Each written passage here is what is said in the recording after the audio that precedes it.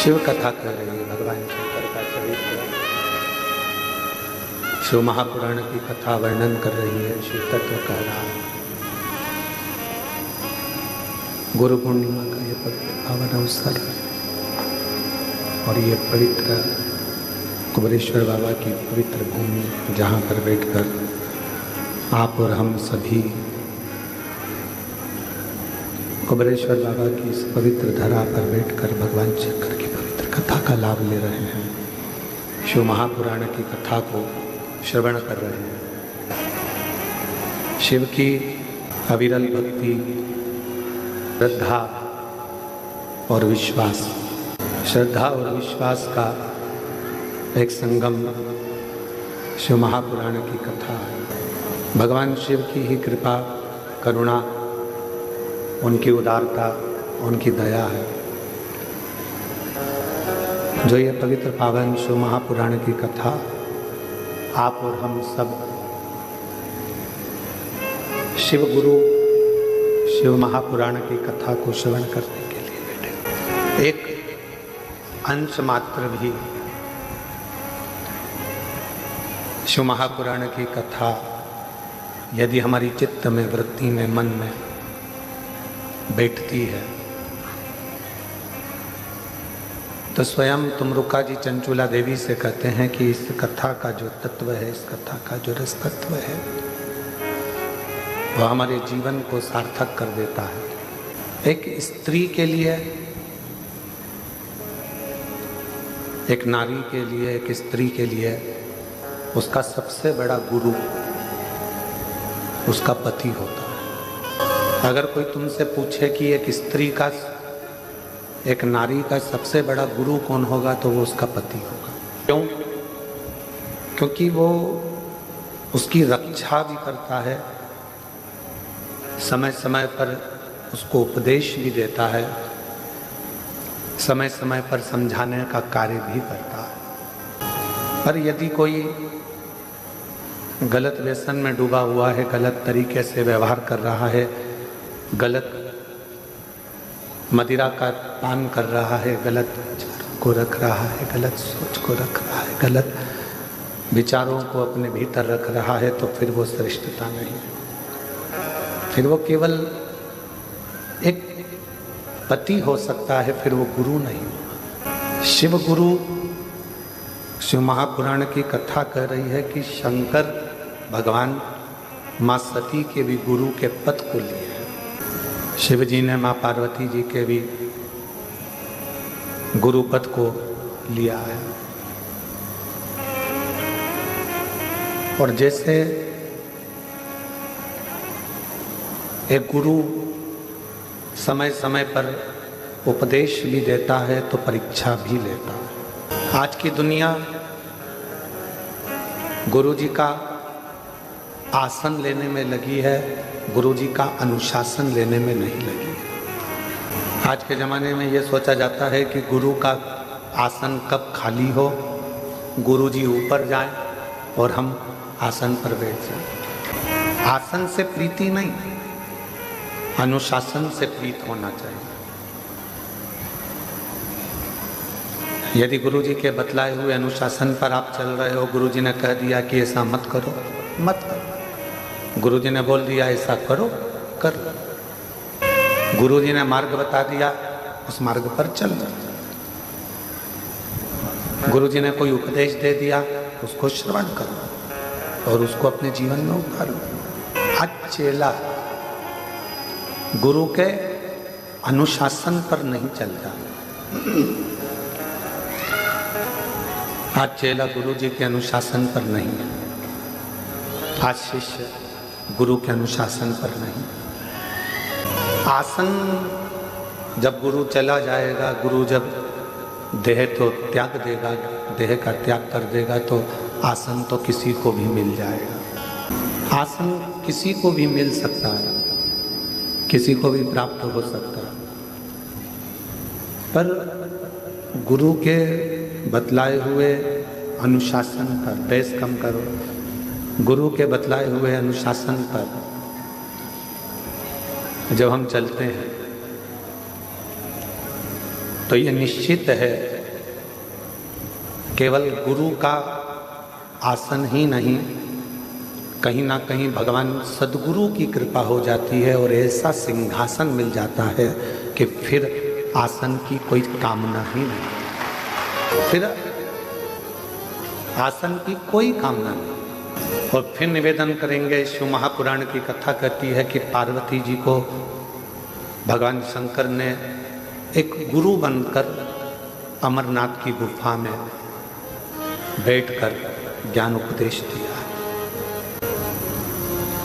मां सती को शिव जी ने जब कुंभज बाबा के यहाँ से कथा श्रवण कर आ रहे थे तो कथा सुनकर आते समय बीच में रुककर ज्ञान उपदेश दिया है। एक श्रेष्ठ पति का सबसे बड़ा लक्षण ही यह है कि उसको कभी ना कभी एक समय ऐसा लेना चाहिए जिसमें वो अपना गुरु पद निभा सके, वो अपना गुरु पद निभा सके। और यहाँ तक कहेंगे, यदि मृत्यु लोक में एक नारी का शरीर मिला है, स्त्री का शरीर मिला है, अगर नारी का शरीर मिला है, स्त्री का शरीर मिला है, तो इतना जरूर कहेंगे कि नारी के शरीर में अगर ये शरीर आपको स्त्री का मिला है तो नारी के शरीर में एक घर की सास के, घर के बुजुर्ग के और एक पति के चरण छूना चाहिए। बाकी के जगत में कोई भी हो, किसी के नहीं छूना चाहिए। कोई अच्छा विद्वान संत होगा, विद्वान गुरु होगा तो अपने चरण कभी नहीं छूने देगा। कोई सतगुरु होगा, संत होगा, साल में एक बार कभी गुरु पूर्णिमा महोत्सव आ गया, गुरु पूर्णिमा का उत्सव आ गया तो चरण भले छूने दे, चरण को स्पर्श करने दे, पर बाकी के समय स्त्री से चरण नहीं छुआ। पति को गुरु मानना,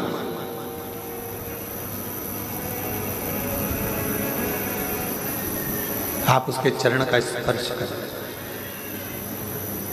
शिव गुरु शिव महापुराण की कथा कहती है, हमने पहले भी कथा में कहा, आज फिर कहते हैं, अगर घर में बुजुर्ग माता पिता बीमार पड़े हैं, घर के अंदर कोई बुजुर्ग बीमार पड़ा हुआ है, कोई रोगीला पड़ा हुआ है, किसी को तकलीफ है, कष्ट है, तो शिव जी को एक लोटा पानी ना चढ़ाकर उस बुजुर्ग को एक लोटा जल पिलाने का प्रयास करना, उसको अच्छा करने का प्रयास।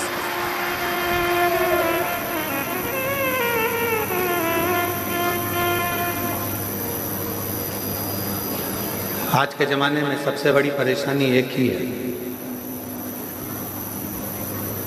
कि लोग जगत के गुरुओं के पास तो जाते हैं पर घर में बैठे हुए माता पिता रूपी गुरु का सम्मान नहीं कर पाते। और माता गर्भ में भी जो ज्ञान दे, गर्भ से निकलने के बाद भी जो ज्ञान उपदेश दे, उलझनों से निकालते निकालते तो मैं अपनी मंजिल तक पहुंचा दे, वो जगत की एक माँ होती है। एक माँ, एक पिता उलझनों से निकालता हुआ तुम्हें सतमार्ग पर लेकर चला जाता है।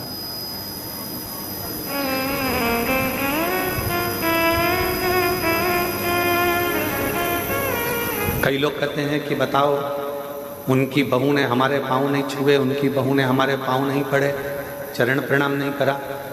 जेठ के पाँव छूना है, थोड़ा दूरी से, चरण का स्पर्श नहीं होना चाहिए। नंदोई के पांव छूना है, चरण यहाँ है, थोड़ा दूरी से, चरण का स्पर्श नहीं होना चाहिए।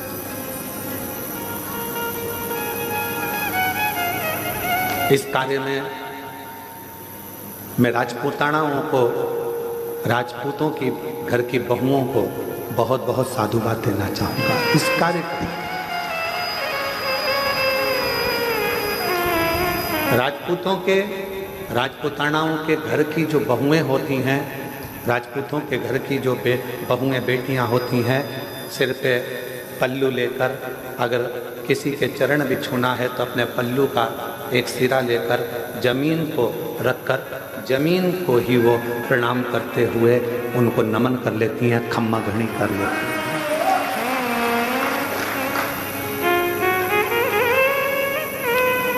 उन्होंने जमीन को हाथ लगाया, खम्मा घड़ी करा, प्रणाम करा, नमन करा।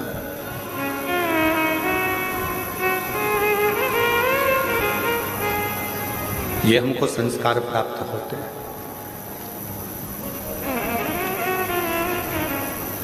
कितना भी विद्वान कोई पुरुष क्यों ना हो, कोई संत, साधु, सन्यासी, तपस्वी, साधक, उपासक, कितना भी विद्वान क्यों ना हो, उसको भी प्रणाम करना है तो थोड़ा दूरी से चरण का स्पर्श नहीं होना चाहिए।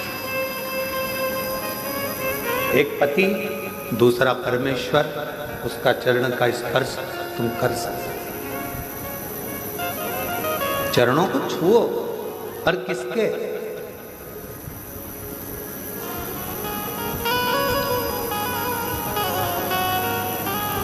एक मेरे देव अधिदेव महादेव के मंदिर में पहुंचो, मेरे शंकर की चौखट पर जाओ, शिव जी के द्वार पर जाओ, तो शंकर भगवान का अगर मौका लगे आप लोगों को, अगर कहीं ऐसा शिव कृपा कर दे और शंकर जी की करुणा से अगर मौका लग जाए तो शिवलिंग का स्पर्श, जलाधारी का स्पर्श, और अगर नहीं मौका मिलता, किसी मंदिर में जल चढ़ाने का भी मौका नहीं मिलता, किसी मंदिर में जल चढ़ाने के लिए भी अंदर नहीं जाने देते, कोई बात नहीं, मन के हृदय में शिव को बिठाओ और भक्ति का जल अपने मन से चढ़ाओ, शिव उसको भी स्वीकार करे।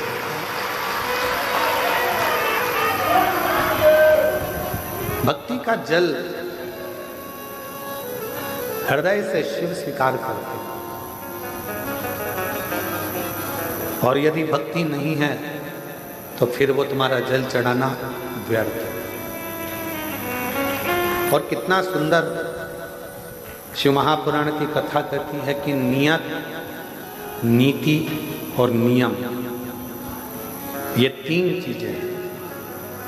एक है तुम्हारी नियत, दूसरे नंबर पर है नियम, और तीसरे नंबर पर है नीति।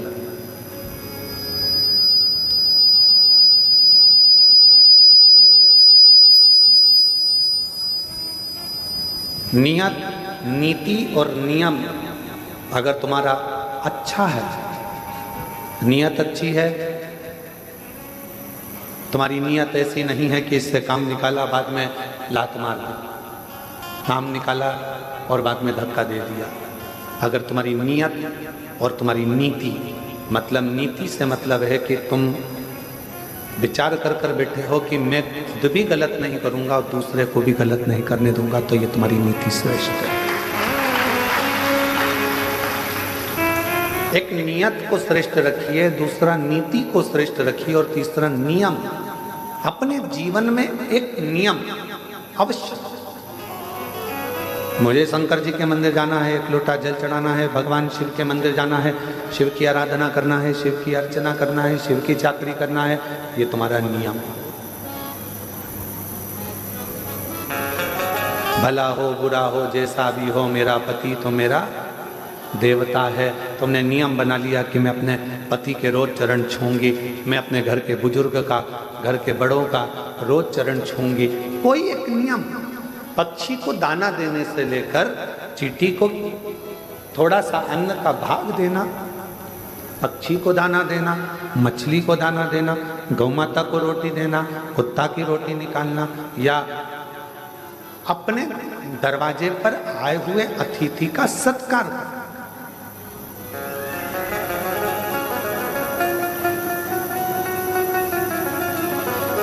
आप लोगों ने एक शब्द सुना होगा, अतिथि देवो भव।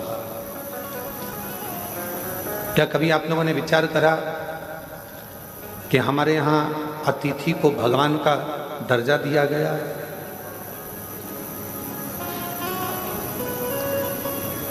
क्यों दिया गया?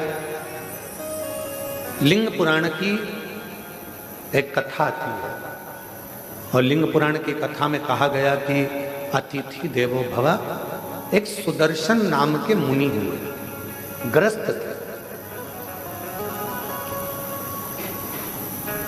और सुदर्शन मुनि ग्रस्त आश्रम में रहने वाले अपनी पत्नी अपने बच्चों के साथ अपना जीवन आनंद के साथ जीते थे। आप जितने बैठे हो, जितने भी यहाँ पर पुरुष बैठे हुए हैं, जितने भी पुरुष टीवी पर कथा सुन रहे हैं, मोबाइल पर सुन रहे हैं, या इस कथा के पंडाल में बैठकर कथा सुन रहे हैं, जितने भी कथा सुन रहे हैं, तुम भी एक मुनि हो, तुम भी कोई साधारण व्यक्ति नहीं हो।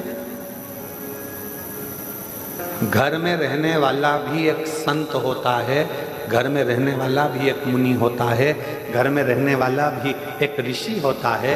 इसलिए उसको ग्रस्त मुनि कहा गया है, ग्रस्त ऋषि कहा गया है, ग्रस्त संत। एक ग्रस्त संत। ये जितने पुरुष बैठे हैं अपनी अपनी धर्म पत्नियों के साथ में, या अन्य आए हुए बांधव जितने भी बैठे हुए हैं, जितने पुरुषगण बैठे हैं, आप सब संत हो, ग्रस्त संत, ग्रस्त साधु, ग्रस्त सन्यासी, ग्रस्त तपस्वी।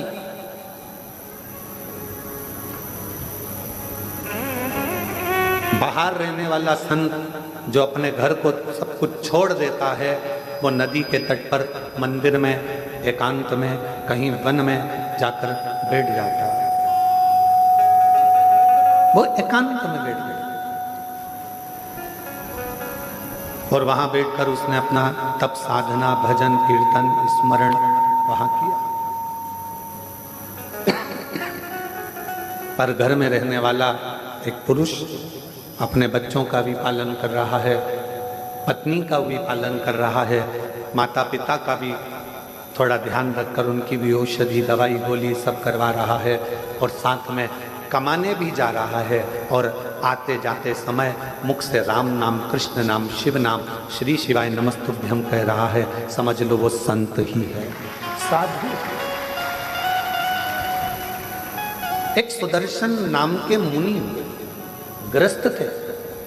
लिंग पुराण की कथा कहती है कि वो ऐसे मुनि थे, अपने बच्चों के लिए कार्य करते थे, परिवार को संभालते थे, पत्नी के लिए भरण पोषण के लिए कुछ थोड़ा बहुत मेहनत करते थे, और खाने पीने की व्यवस्था कर कर बच्चों की अच्छी परवरिश करना, एजुकेशन कराना, उनका ध्यान रखना, घर में बुजुर्ग हैं उन माता पिता के लिए औषधि की व्यवस्था करना, साथ में भगवान शंकर की भक्ति करना,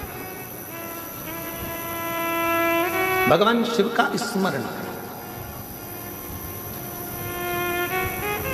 अब एक दिन सुदर्शन मुनि की धर्म पत्नी ने सुदर्शन मुनि से कहा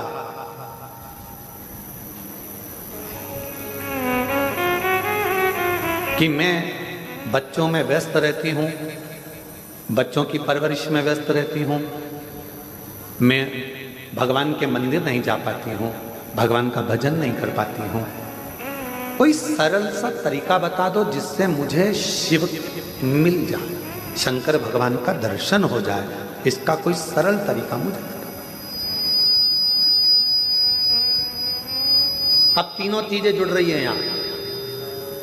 नियत भी ठीक है सुदर्शन मुनि की पत्नी की, नीति भी ठीक है कि मुझे किसी का बुरा नहीं करना है, मैं सतमार्ग पर चलूं, और नियम अपने पति से पूछ रही है कोई ऐसा बता दो कि मुझे मेरे शंकर भगवान का दर्शन हो, ऐसा नियम बता।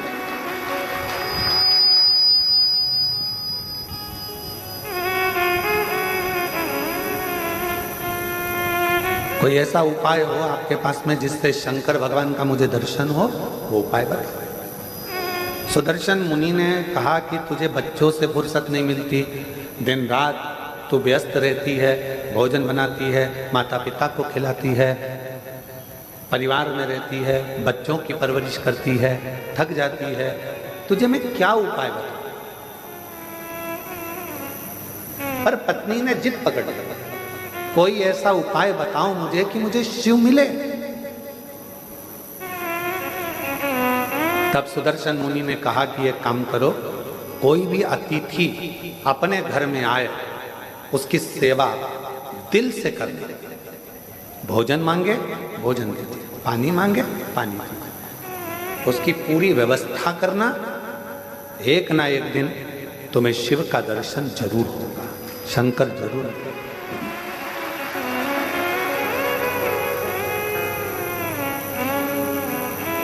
मेरे बच्चे, परिवार, बुजुर्ग, पति, ये सब भी तो घर के अंतर्गत हैं। अब इनके लिए तो कहा, अगर घर में अतिथि आया हुआ है, मेहमान आया हुआ है, अतिथि का यदि तुम सत्कार कर रही हो, सम्मान कर रही हो, तो उसमें सब कुछ समाया, सब कुछ।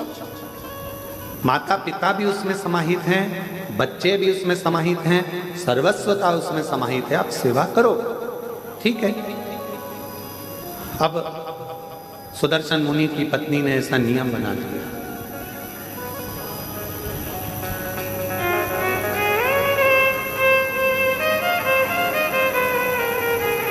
सुदर्शन मुनि की पत्नी ने ऐसा नियम बना लिया कि अब घर में कोई भी अतिथि आए उसका सम्मान करती है, उसका आदर करती है, उसका सत्कार करती है।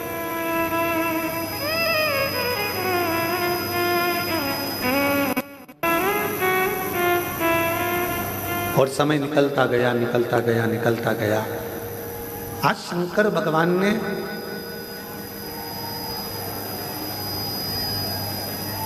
एलईडी बंद है क्या, कि आवाज नहीं आ रही है?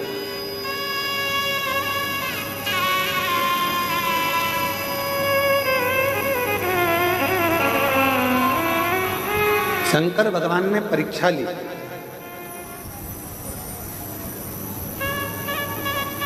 और सुदर्शन मुनि की परीक्षा लेने के लिए शिवजी अपनी धर्म पत्नी को बोल कर गए, पार्वती जी को, कि आज मैं एक गृहस्थ संत की पत्नी की परीक्षा लेने के लिए जा रहा हूं।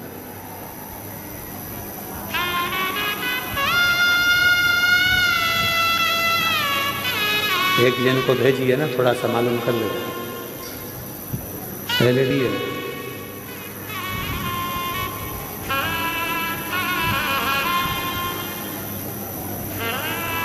आज मैं जाकर एक गृहस्थ मुनि की, एक गृहस्थ संत की पत्नी की परीक्षा लेकर आ गया। और भगवान शंकर जाने लगे तो पार्वती जी ने उनको रोका। आप जा तो रहे हो, बहुत भोले हो, मैं जानती हूं कि तुम जाओगे और अगर उसने तुम्हारी सेवा करी, परीक्षा में पास हो गई, तो तुम कुछ ऐसा वैसा देकर मत आ जाना।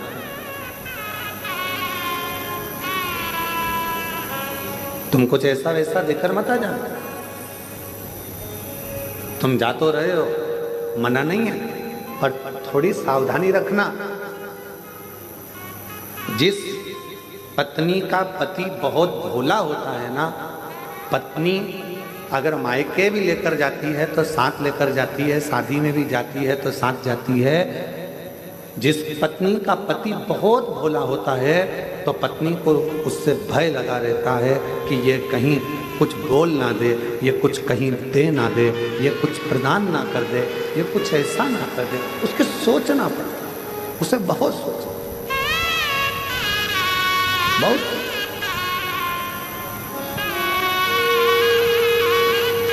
और शंभु शरण मांगू घड़ी दुख कारो, दया करी न दर्शन हो। शंभु शरण मांगू घड़ी रे दुख कारो, दया करी दर्शन आगो। अब पार्वती जी को चिंता लगी कि तुम भोले स्वभाव के हो, तुम्हारा नाम ही भोला, तुम भोले स्वभाव के हो, तुम्हारा नाम ही भोला है। कहीं तुम उनकी परीक्षा में पास होकर कुछ ऐसा वैसा देकर मत आ जाना जैसा तुमने भस्मासुर को दिया था। एक कंगन भस्मासुर ने तुमसे मांग लिया था और तुमने अपने हाथ का कंगन निकाल कर उसको दे दिया था और कहा कि इसको पहन ले, जिस पे हाथ रखेगा वो भस्म हो जाएगा, और वो तुम्हारे ही पीछे पड़ गए। प्रैक्टिकल तुम पर कर रहा था।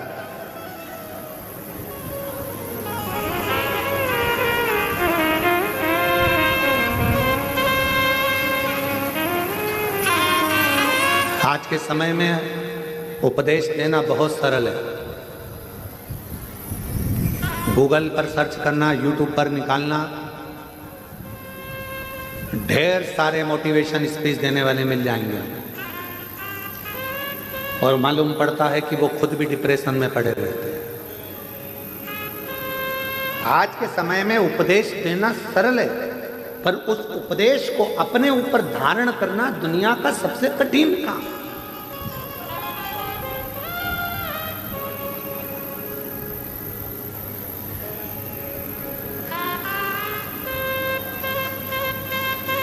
एक तरफ ये कह देना कि मोह में मत पड़ो, माया में मत पड़ो, प्रपंच में मत पड़ो, संसार के बंधनों से दूर रहो।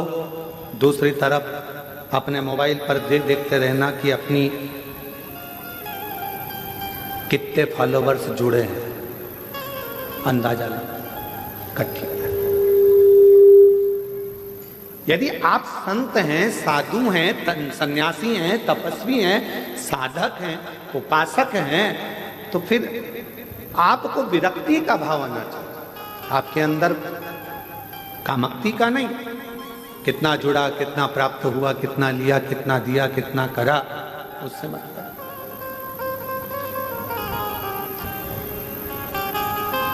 और आप सबको आज बड़ी प्रसन्नता होती होगी देखकर कि कुबेरेश्वर धाम पर आने वाले सभी भक्तों ने पहले पूर्व में देखा होगा, छोटी सी जगह थी, छोटी सी जगह से उसको धीरे धीरे बड़ा करते करते करते करते धर्मशाला, हॉस्पिटल, अब धीरे से बच्चों के लिए, उनकी निःशुल्क शिक्षा के लिए, उनकी पढ़ाई के लिए गुरुकुल की तैयारी भी चालू हो गई है।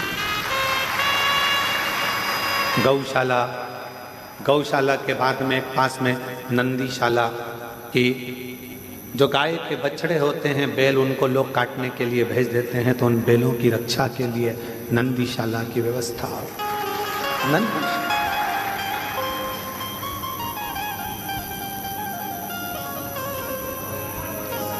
एक हॉस्पिटल की रचना शायद 15-20 दिन के अंदर उसकी भी शुरुआत आप लोग एलईडीओं के माध्यम से, आस्था चैनल के माध्यम से देख रहे होंगे।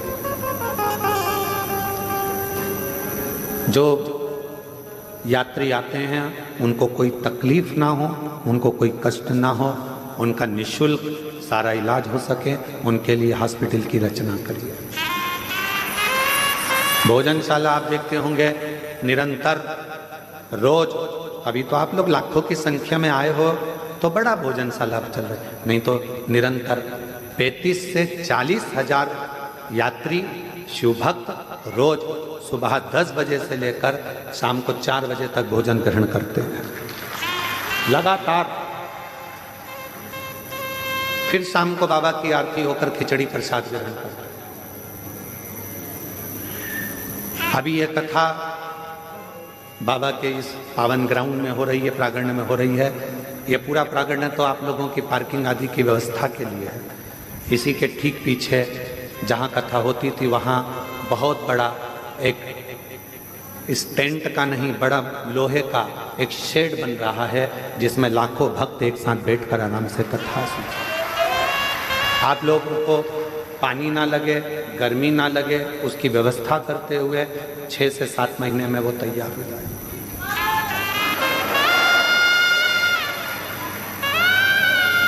होम्योपैथिक औषधि केंद्र, आयुर्वेदिक औषधि केंद्र और सारी व्यवस्था कुबेरेश्वर धाम पर आप लोगों को निःशुल्क मिल सके, उसकी पूरी तैयारी यहाँ करी जा रही है। पूर्ण व्यवस्था। लड़की की शादी हो, सूचना दो सीहोर, हमारी बेटी की शादी करना है, 25 लोग लड़के वाले, 25 लोग लड़की वाले आए, समिति की तरफ से उसके कन्यादान की व्यवस्था, उसके भोजन की व्यवस्था, उनके विवाह की व्यवस्था, उनके स्टेज प्रोग्राम की व्यवस्था, बरमाला की व्यवस्था, सब समिति कर आपको विदा करे। ये व्यवस्था वो भी निःशुल्क। 365 दिन का 365 दिन विवाह, 365 दिन का 365 दिन चिकित्सा, 365 दिन का 365 दिन शिक्षा, 365 दिन से 365 दिन भोजन व्यवस्था और 365 दिन से 365 दिन आपकी सुविधा के लिए निःशुल्क सब व्यवस्था कुबेरेश्वर बाबा के धाम पर होती है। ये मूल है। आपको प्रसन्नता हो कि आपका दिया हुआ दान 365 दिन गौ माता की व्यवस्था, 365 दिन नंदी बाबा की व्यवस्था। तुम्हें प्रसन्नता होना चाहिए कि तुम्हारा जो दिया गया दान है वो कहाँ लग रहा है, किस जगह पर लग रहा है, किस स्थान पर लग रहा है।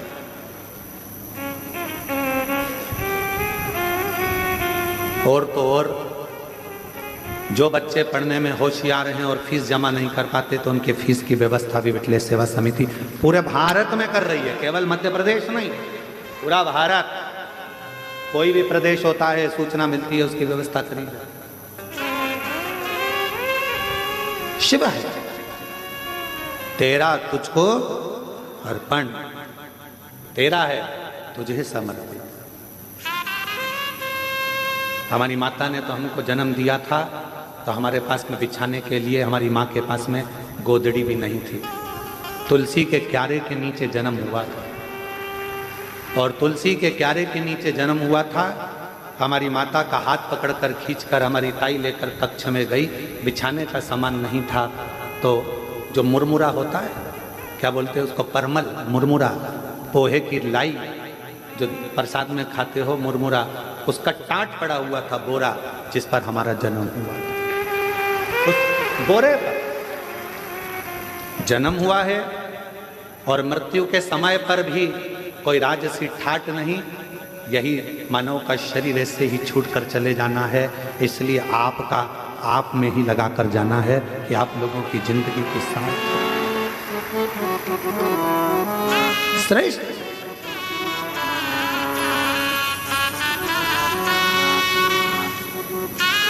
चलाने को विठलेश्वर सेवा समिति तो रेलवे स्टेशन से कुबेरेश्वर धाम तक बसें भी निःशुल्क चला देते, पर गरीब ऑटो वालों का पेट कैसे भराएगा, उनका भोजन कैसे रह पाएगा, उसका ध्यान रखा, उनका भरण पोषण कैसे हो।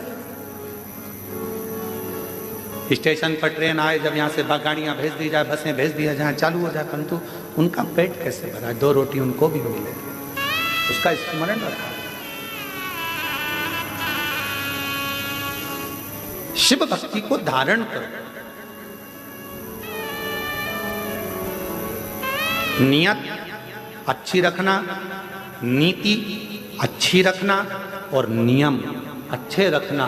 फिर दुनिया चाहे गाली दे, अपशब्द कहे, ताना दे, आड़ा टेढ़ा बोले, उससे मतलब। आपकी नीति ठीक है ना, आपका नियत ठीक है ना, आपका नियम ठीक है ना, फिर नहीं सोचे,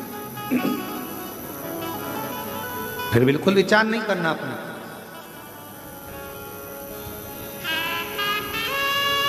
हमारे सीहोर के कई हॉस्पिटल हैं जिसमें वेंटिलेटर तक नहीं है, पर कुबेरेश्वर धाम का जो हॉस्पिटल बना है उसमें ढेरों सारे वेंटिलेटर तक लगाए गए हैं, जिससे किसी को दिक्कत ना हो, किसी को तकलीफ, किसी को कष्ट ना हो।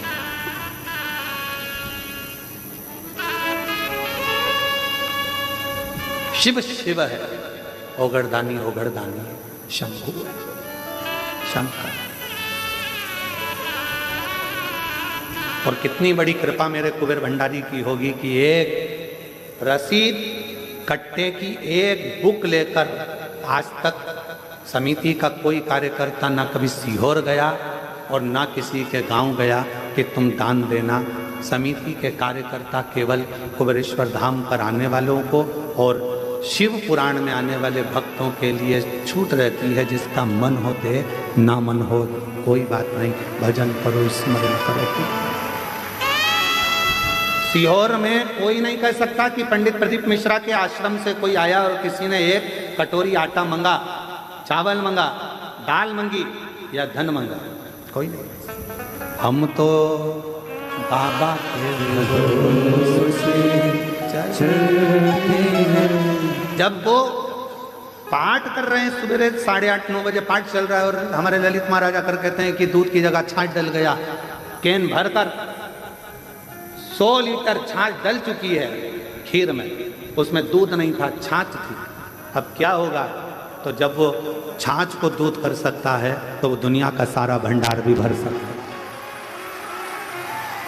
ये हम उसके आश्रित होकर चल रहे हैं। कल का जब प्रसंग देखा, वहां जाकर जब केवल बाबा का भाव देखा तो आंख से जल बह रहा था कि तू कितनी करुणा करता है, कितनी कृपा करता है। कब तू दूध का छाछ कर देता है, छाछ का दूध कर देता है, पता ही नहीं पड़ता। ये तेरी नहीं तो 2 दिन पहले छाछ तो आज की कड़ी के लिए आई थी, आज जो कड़ी बनना थी छाछ उसके लिए थी, और मालूम पड़ा वो खीर में पड़ गई। और तेरी कृपा का क्या है भरोसा, कब किस पर हो जाए, जरा सी हम पर कर दो, जरा सी हम पर कर दो। जिस पर भी हो गई तेरी करुणा कृपा, भव पार हुआ, भव पार हुआ। पापी हो चाहे जितना, उसका भी बाबा उद्धार हुआ, उद्धार हुआ। गिद्ध अजामिल गणिका जैसे तेरे मन को भा, जरा सी हम पर कर दो, जरा सी हम पर कर दो।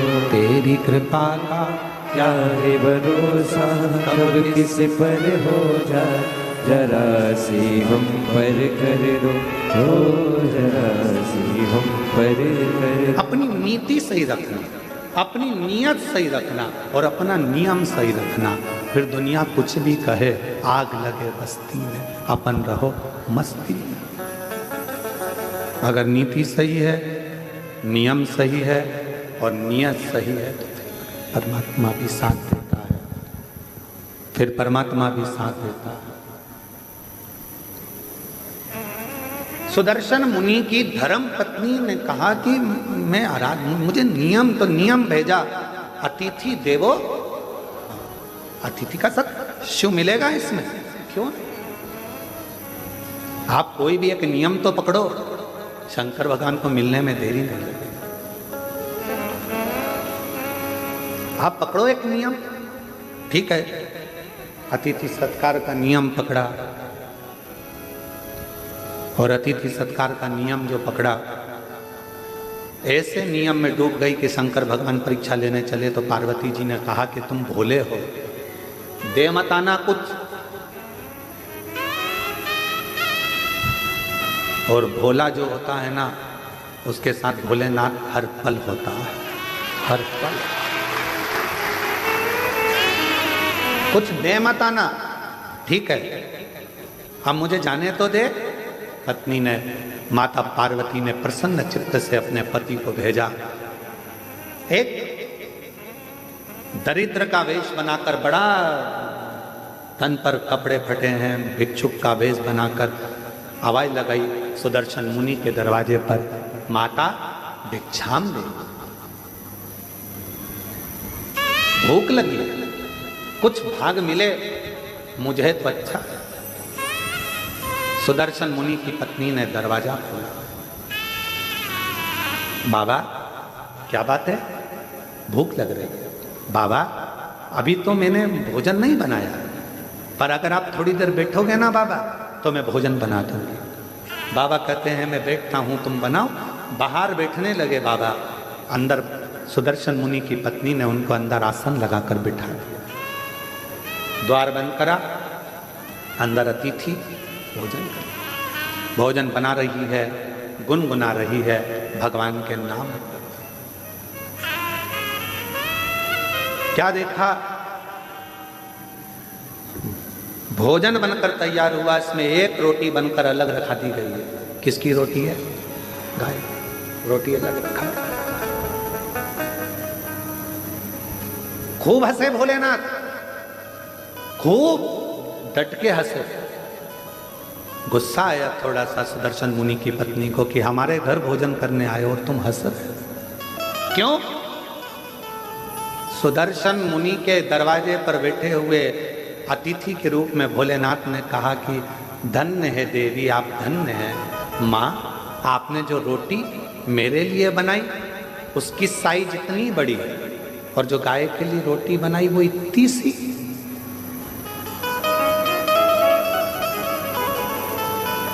होना तो ये चाहिए, मैं 2 पांव से चलता हूं, गाय 4 पांव से चलती है। मेरा शरीर छोटा है, गाय का शरीर बड़ा है, तो मेरी रोटी से बड़ी तो गाय की रोटी होना चाहिए। पर संसार के लोगों ने अपनी रोटी से छोटी रोटी गाय की कर दी है। बोलो, ये गलती केवल सुदर्शन मुनि की पत्नी से नहीं, अपने घर में भी होती है।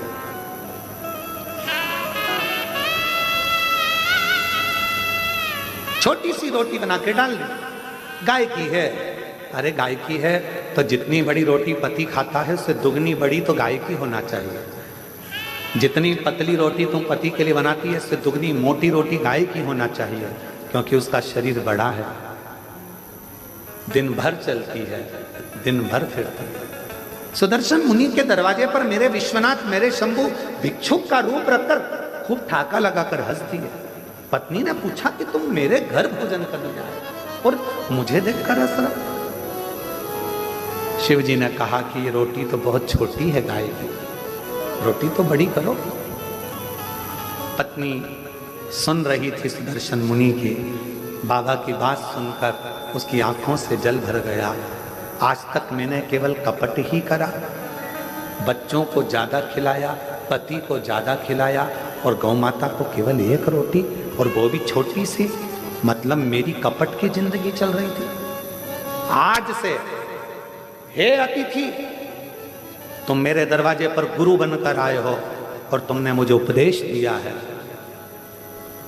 उपदेश दिया है। आज से मैं कभी कपट नहीं करूंगी। जैसा मेरा पति पावे वैसा अतिथि पावे, जैसे बच्चे पावे वैसे परमात्मा पावे, जैसे मेरे घर के पावे वैसे गौ माता पावे। एक उपदेश मेरे शंकर भगवान ने दिया। इसलिए प्रथम गुरु है शिव, आदि गुरु है शिव, आदि योगी है शिव। उपदेश दिया।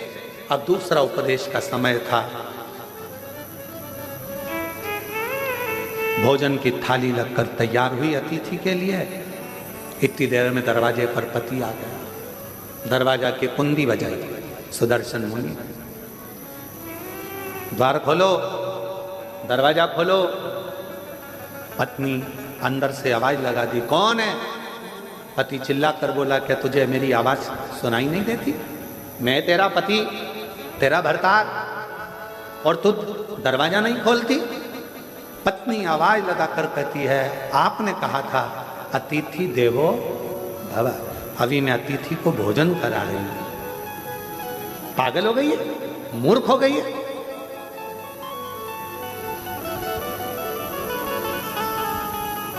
ना जाने किसको घर के अंदर बिठा कर रखा है, कोई चोरी कर कर चले जाएगा, बाहर निकाल उसको, दरवाजा खोल। इतने में पत्नी मुस्कुरा कर बोली, मैंने आपसे पूछा था तो आपने कहा था कि अतिथि तो भगवान का स्वरूप होता है, और मैंने आपको गुरु मानकर आपकी वाणी पर विश्वास कर लिया। अब तो मैं दरवाजा तभी खोलूंगी जब अतिथि का भोजन हो जाएगा, प्रणाम कर लूंगी, वो विदा होगा, तब मैं द्वार खोलूंगी, तब मैं द्वार खोलूंगी। शिव ने पूर्ण परीक्षा ली। आज मेरे शंकर भगवान निकलते ही नहीं घर से बाहर। लाओ जरा एक गिलास दूध और लाओ, जाओ। सुदर्शन मुनि की पत्नी दूध का गिलास भर दिया। अब बोले, बाबा मेरे झोले में जो कपड़े रखे हैं वो सारे चल चल के गंदे हो गए हैं। माँ धो दोगी? माँ कपड़े धो रही। 1 घंटा कपड़े धोने में हो गया। अब बाबा बोले कि मेरे को पानी पीना है, पानी दे। फिर थोड़ी देर बाद बोले, खाना ज्यादा हो गया, मेरा मन कर रहा है 1-2 घंटा आराम करूं। बाबा सो भी कर। फिर थोड़ी देर बाद बोले अब मेरा मन हो रहा है जाने का। इसको तो खुशी नहीं हुई, पर दरवाजे के बाहर जो बैठा था सुदर्शन मुनि, उसको प्रसन्नता हुई, अब दरवाजा खुलेगा। जिस गुरु ने उपदेश दिया था वही डिप्रेशन में पड़ा था, टेंशन, अब द्वार खुलेगा। तैयार हो गए, झोली टांग ली, सब कुछ हो गया, चलने की तैयारी थी। इतने में सुदर्शन मुनि की पत्नी से बाबा बोले मेरे कपड़े लेकर आ जाओ। कपड़े लेकर आई तो सुदर्शन मुनि के पत्नी ने कपड़े दिए। जो कपड़े दिए तो बाबा बोले अभी तो ये गीले हैं, जब तक सूखेंगे नहीं तब तक जाऊंगा, अब ना जाऊं, अभी गीले हैं, अभी नहीं जाऊंगा। लिंग पुराण की ये कथा है, बड़े प्रेम से अगर आप पढ़ेंगे तो 122 नंबर के अध्याय पर इसको प्राप्त करेंगे। बड़ा सुंदर चल। अब उठे नहीं, कपड़े सूखेंगे नहीं तब तक जाऊंगा नहीं, बैठ गए। अब वो बाहर बैठा पति फिर बैठ गया बेचारा। संध्या होने लगी, शाम का समय होने लगा। सुदर्शन मुनि की पत्नी से बाबा बोले देख के आओ कपड़े सूखे। हाँ बाबा सूख गए, ले आओ। लाए, झोले में भरे, जाने लगे। अब कहने लगे माँ मन कर रहा है अब रात को कहाँ जाऊंगा, रात को कहाँ जाऊंगा। ये गांव तो मेरा परिचित भी नहीं है, जिस गांव के अंदर मैं जाऊं कोई मेरा पहचान वाला भी नहीं है, मैं कहाँ जाऊंगा। सुदर्शन मुनि की पत्नी ने कहा जो आपकी आज्ञा हो, जैसा आपका मन करे वैसा आप करें। तो कहा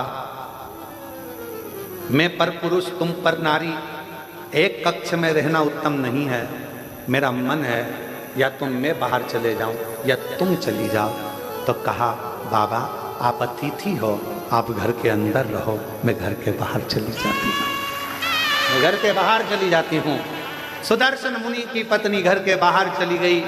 सुदर्शन मुनि अपनी पत्नी से कहे तूने द्वार नहीं खोला। खोला तो था अभी हाल, तो वो अतिथि कहाँ का, वो तो अंदर है, तू बाहर। हाँ, उसी ने कहा रात्रि का समय है, पर नारी पर पुरुष एक जगह पर ठीक नहीं, भले तुम माँ हो पर स्थान बदला जाए, मुझे बाहर कर दिया, चलो अपन बाहर सो जाते हैं। पत्नी ने अपना बिछौना बिछाया, चैन की नींद सो रही, पर पति जिसने ज्ञान दिया था अतिथि देवो बाबा, वो टेंशन में रात भर दरवाजे पर ही सोया, कुछ ले नहीं जाए, कुछ ले नहीं जाए। उपदेश देना सरल है, ज्ञान देना सरल है, ये कहना सरल है मोह मत रखो, माया मत रखो, ये मत करो, वो मत करो, वो मत करो। ज्ञान उपदेश देने वाले ढेर सारे मिलेंगे। 24 घंटे मोबाइल पर देखो, कोई ना कोई उपदेश देता हुआ मिल जाएगा। ये मत कर लेना, एकादशी पर ये दोष मत कर लेना, प्रदोष के दिन ये गलती मत कर लेना, शिवरात्रि पे ये गलती मत कर लेना, सावन का महीना चालू हो रहा है, शंकर जी को ये मत चढ़ा देना, शंकर जी को वो मत चढ़ा देना, शंकर जी की पूजन ऐसे कर लेना, वैसे कर लेना। लोग डराएंगे, धमकाएंगे। सावन भी तुम्हारा है, शिव भी तुम्हारा है, तुम्हारे दिल में आए वैसी पूजन करना छूट है। तुम्हारे दिल में आए वैसे शंकर को भजो, तुम्हारा मन करे वैसे शिव को रिझाओ, तुम्हारा दिल करे वैसे शंकर की आराधना करो। कोई कहे ये मत चढ़ाओ पाप लगेगा, कोई के वो मत चढ़ाओ पाप लगेगा। उसने कहा पाप कहाँ होता है वो बताओ पहले। कहा नरक चले जाओगे। तो कहा तू देख कर आया क्या? हमारे पड़ोसी गए अभी तक नहीं आए, बताया ही नहीं कि नरक है कि स्वर्ग है। जो जाता है वो बताता नहीं है कि मैं स्वर्ग में हूं कि नरक में हूं। इसलिए ये सब मेरे को मना सिखाओ। मेरा शंकर मेरा है, अड़भंगा मेरा है, शिव